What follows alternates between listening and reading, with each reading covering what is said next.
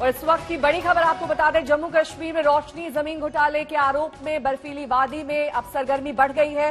Court के आदेश पर जम्मू कश्मीर सरकार ने लिस्ट जारी कर दी है, जिसमें पूर्व मुख्यमंत्री फारूक अब्दुल्ला का नाम प्रमुख तौर पर सामने आ रहा है। 7 कनाल जमीन को लेकर फारूक घिर गए हैं। इस मामले में फारूक अब्दुल्ला ने कहा कि उस इलाके में सैकड़ों लोगों के घर हैं, मैं इस पर कुछ भी नहीं बोलूंगा, मुझको परेशान करने की कोशिश की जा रही है। इस आरोप में कई बड़े नाम आए हैं सामने, जिनमें पूर्व मंत्री से लेकर नौकरशाह तक शामिल हैं।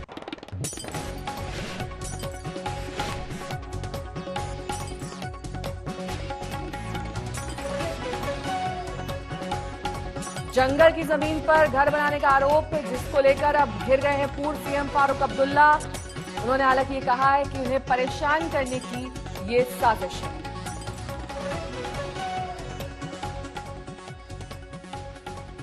रोशनी एक्ट जमीन घोटाले में जैसे जैसे रोशनी पड़ती जा रही है, वैसे वैसे एक के बाद एक कई बड़े बड़े और चौंकाने वाले नाम सामने आ रहे हैं। और अब इसमें सबसे बड़ा नाम सामने आया है जम्मू कश्मीर के 3 बार तक मुख्यमंत्री रहे फारूक अब्दुल्ला का। हालांकि फारूक अब्दुल्ला ने अपने ऊपर लगे हुए आरोपों को निराधार बताया है और ये कहा है कि दरअसल मेरा घर जम्मू के जिस सुंजवान प्रांत में है, वहां पर बाकी भी बहुत सारे घर हैं, लेकिन यहां पर उनके ऊपर आरोप है कि 3 कनाल उन्होंने जमीन पैसे देकर खरीदे थे और बाकी 7 कनाल जमीन उन्होंने अवैध तरीके से कब्जा कर लिया था, जो कि वन क्षेत्र की जमीन थी। और इसी आरोप को लेकर अब राजनीति काफी ज्यादा गर्म हो गई है। यानी कि जम्मू के सुंजवान में उन्होंने 10 कनाल जिस जमीन पर अपना घर बनाया हुआ है वो अवैध है, उसमें सिर्फ 3 कनाल का ही पैसा उनकी ओर से दिया गया था और बाकी पैसे नहीं दिए गए थे। वैसे आपको बताते चले कि रोशनी एक्ट 2001 में फारूक अब्दुल्ला के समय पर ही लाया गया था और इसके पीछे का मकसद ये था कि अवैध तरीके से जिन्होंने सरकारी जमीन पर कब्जा किया हुआ है वो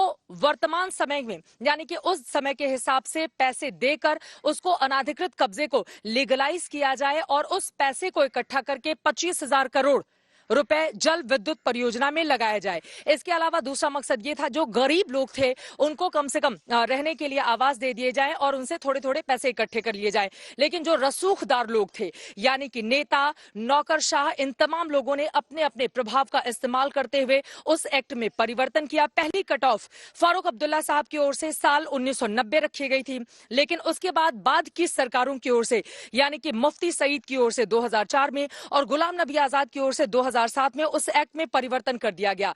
लेकिन अब पूरे मामले की जांच तफ्तीश लगातार जारी है। जम्मू कश्मीर हाई कोर्ट के निर्देश के बाद पूरे मामले की जांच में तेजी आई है। वहीं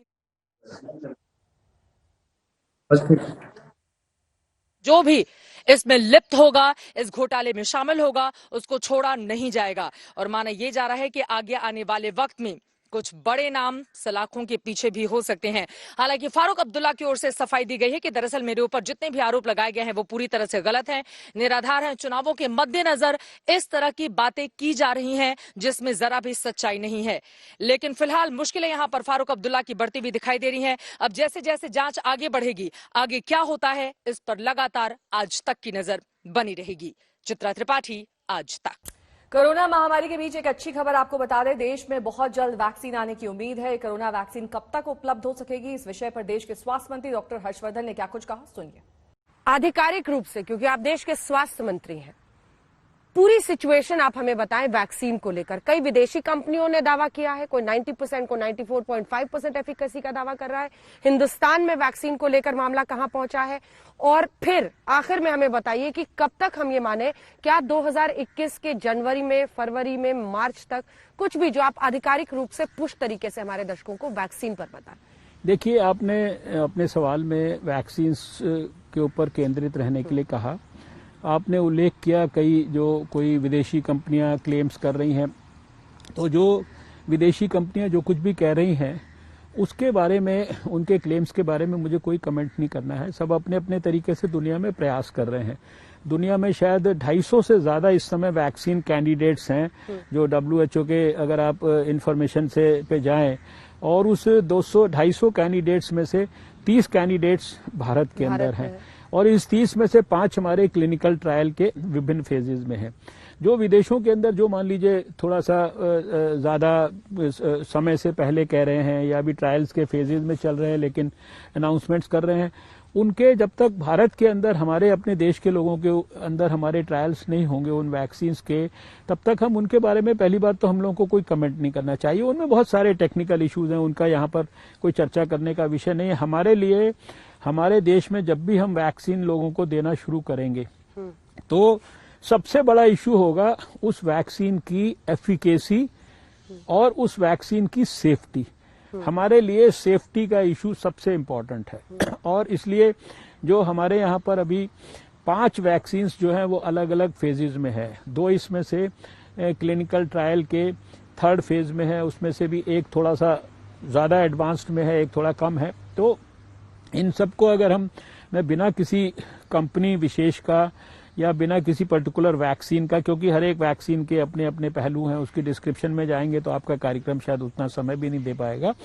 तो हमारा अभी अनुमान है कि जो पहले 3 महीने हैं 2021 के, इन महीनों में हमारे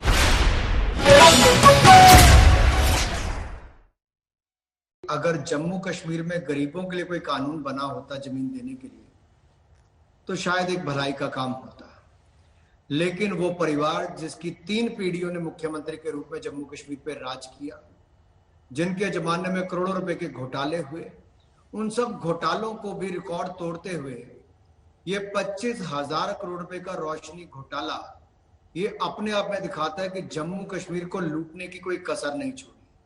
2001 में बना ये कानून उन नेताओं, अधिकारियों, व्यापारियों, कर्मचारियों के लिए था जो भ्रष्ट थे, जम्मू कश्मीर की जमीनों पर कब्जा करते थे, चाहे वो सरकार की हो, वन की हो, जंगलात की हो, और उन जमीनों पर कब्जा करके अपना स्वामित्व करने का उनको एक मौका मिला 2001 के कानून के माध्यम से। मैं तो धन्यवाद दूं माननीय हाईकोर्ट का, जिन्होंने इस पे सीबीआई की जांच बिठाई और इसमें जब कहा गया था कि 25,000 करोड़ रुपए इससे इकट्ठा होगा और पनबिजली परियोजनाओं में लगाया जाएगा, नेहा जी आपको जानकर हैरानी होगी मात्र 76 करोड़ रुपए इसमें जमा हुआ, लेकिन राज्य की 3,42,000 कनाल जमीन कब्जा करने वाले नेताओं ने ले ली, अधिकारियों ने, कर्मचारियों ने, व्यापारियों ने, पूरे सिस्टम ने लूटा, सिस्टमैटिकली लूटा है। जम्मू कश्मीर के संसाधनों की इससे बड़ी लूट शायद ही पूर्व में कहीं हुई हो। कल्पना कीजिए 1990 में जो 25,000 करोड़ इकट्ठा करने की बात करते थे, आज 2020 में मात्र 76 करोड़ रुपया खाते में जमा हुआ, लेकिन हजारों एकड़ जमीन जो कुल मिलाकर 3,42,000 कनाल जमीन ये नेता, अधिकारी, कर्मचारी लूट कर खा गए। और फारूक अब्दुल्ला जी आपको तो जवाब देना चाहिए, आप तो अपने आप को जमीनी नेता मानते थे, देश आज आपको जमीनों का घोटाला करने वाला मानता है, जमीन कब्जा करने वाला मानता है। आपके पार्टी के लोगों ने जमीन पर कब्जा किया है, यहां तक कि नेशनल कॉन्फ्रेंस का जम्मू का दफ्तर और कश्मीर का दफ्तर श्रीनगर का, इन दोनों में आपने 3 कनाल 16 मरले जमीन जम्मू में और श्रीनगर में भी ली। क्या किया है आपने? आपके पूर्व मंत्रियों ने, आपके जे.एंड.के बैंक के पूर्व चेयरमैन ने, आपके पूर्व एडवोकेट जनरल ने, जो आपकी पार्टी से संबंध रखते हैं, और आपके पूर्व मंत्रियों ने खोखला कर दिया, लूट लिया, जमीनों पर कब्जे कर लिए। क्या इसलिए आप सत्ता में आते थे? इसलिए सरकार पर भी ये लग रहे हैं, अनुराग जी, आरोप तो आपकी सरकार पर भी ये लग रहे हैं कि आपकी साझा सरकार थी जम्मू कश्मीर में, तब इस मामले की जांच का दायरा क्यों नहीं बढ़ाया गया? क्योंकि 2004 में जब पीडीपी की सरकार थी तो कट ऑफ ईयर रिलैक्स किया गया, उसके बाद 2007 तक रिलैक्स किया गया इसे कांग्रेस की सरकार की तरफ से, लेकिन जब आपकी साझा सरकार थी तब ये मामला क्यों नहीं रोशनी में आया? मैं आपके ध्यान में और सभी दर्शकों के ध्यान में ले आऊं, 2001 में जब ये कानून बना तब भी पीडीपी की सरकार थी। महबूबा मुफ्ती साहब जो थे उन्होंने पहले 2004 में इसकी रिलैक्सेशन की, उसके बाद गुलाम नबी जी ने 2007 में की। और ये क्यों की? कि ज्यादा से ज्यादा लोग इसका लाभ उठा लग सकें, जिन्होंने बाद में भी कब्जे किए वो भी लाभ उठा सकें, और अरबों खरबों की जमीन कौड़ियों के भाव ये लोग ले गए, आज भी कब्जा करके बैठे हैं। इसकी जांच माननीय कोर्ट ने की है और हमें प्रसन्नता इस बात की है कि इसकी सीबीआई की जांच भी दी है। और हम तो खुद जम्मू कश्मीर से भ्रष्टाचार मुक्त करने के लिए 370-35 के जो कानून से मुक्ति दिलाई है, अनुच्छेद 370-35 से भारतीय जनता पार्टी ने दिलाई है। संसद के दोनों सदनों में कानून पारित करके कराई है। हम तो भ्रष्टाचार मुक्त शासन देने के लिए प्रतिबद्ध हैं। इसीलिए मैं कहना चाहता हूं, ये किसी ने किया है तो हमारी प्राथमिकता के अनुसार जम्मू कश्मीर को भ्रष्टाचार मुक्त करने की ओर ले जाने का काम है। उसी के अंतर्गत ये गुपकार गैंग की एक पोल खुली है कि ये गठबंधन आज नहीं हुआ, ये ठग बंधन 2001 से चल रहा है, जहां कानून तो पीडीपी कांग्रेस बनाती है, लूटने का काम एनसीपी पर्याप्त साथी करते हैं। जो बाकी इनके दलों के लोग हैं उनके नाम भी सामने आए कि किस तरह से भूमि के ऊपर कब्जा करके बैठे हैं और प्रदेश के संसाधनों की पूरी तरह लूट की गई। जो लिस्ट में जो नाम आए हैं अनुराग जी, उन्हें अब सार्वजनिक कर दिया गया है, उन्हें ऑफिशियल वेबसाइट पर डाल दिया गया है। इसका मकसद क्या रहा? सब कुछ पारदर्शी तरीके से हो, कोई ना बचने पाए, सबका नाम सामने आए। मुझे लगता है इसका तो मीडिया को स्वागत करना चाहिए और धन्यवाद करना चाहिए जस्टिस गीता मित्तल जी का, उनके बेंच का, जिन्होंने कहा कि ऐसे सभी लोग जिन्होंने सरकारी जमीन, वन भूमि और बाकी पे कब्जा किया है वो इलीगल है, असंवैधानिक है, गैर कानूनी है। इस कानून को ही गैर कानूनी ठहराया, असंवैधानिक ठहराया है और वो जमीनों को वापस लेने की प्रक्रिया को शुरू करने और जो लोग इसमें शामिल हैं, पूरा सिस्टम जो लूटता था, उन लोगों के नाम जग जाहिर करने के लिए कोर्ट ने कहा, सीबीआई की जांच कोर्ट ने कही। इसलिए मैं कहता हूं कि कोई इसको ये नहीं कह सकता जो फारूक जी कहते हैं कि राजनीतिक द्वेष के साथ ये किया गया। नहीं, ये माननीय न्यायालय ने कहा है और उनकी जांच के बाद ये पता चलता है कि फारूक साहब, आपने, आपके परिवार ने, यहां तक कि आपकी बहन का नाम भी उसमें आया है, आपकी पार्टी के नेताओं का नाम आया है, आपकी पार्टी का मुख्यालय वहां पे बने हैं। इससे पता चलता है कितना लूटने का काम फारूक अब्दुल्ला जी आपने भी, नेशनल कॉन्फ्रेंस ने भी, पीडीपी के पूर्व मंत्री, आप देखिए वो फाइनेंस मिनिस्टर थे, उनका, उनकी पूरी परिवार का नाम, द्रव्य जी की पूरे परिवार का नाम उसमें आया, इनके पूर्व गृह मंत्री का नाम आया, पावर मिनिस्टर का नाम आया, इनके अलग अलग मंत्रियों का नाम आया। बचा कौन है जिसने सिस्टम को लूटा नहीं कश्मीर में?